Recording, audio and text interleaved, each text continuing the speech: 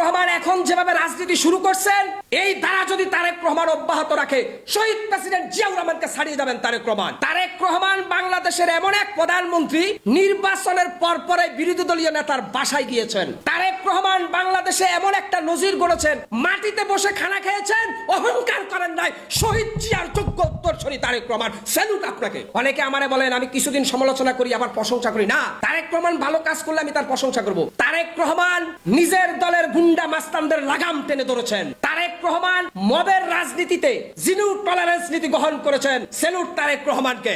আমরা চাই তারেক রহমান 5টি বছর এই রাষ্ট্রকে সুন্দরভাবে পরিচালনা করুন। তারেক রহমান এখন যেভাবে রাজনীতি শুরু করছেন, এই ধারা যদি তারেক রহমান অব্যাহত রাখে, শহীদ প্রেসিডেন্ট জিয়াউর রহমানকে ছাড়িয়ে যাবেন তারেক রহমান। আমরা সবাই তারেক রহমানের পক্ষে চলে যাব। তারেক রহমান এখন পর্যন্ত তিনি শেখ হাসিনার মতো কাউকে প্রতিহিংসামূলক আচরণ করেন নাই। তারেক রহমান এখন পর্যন্ত ক্ষোভের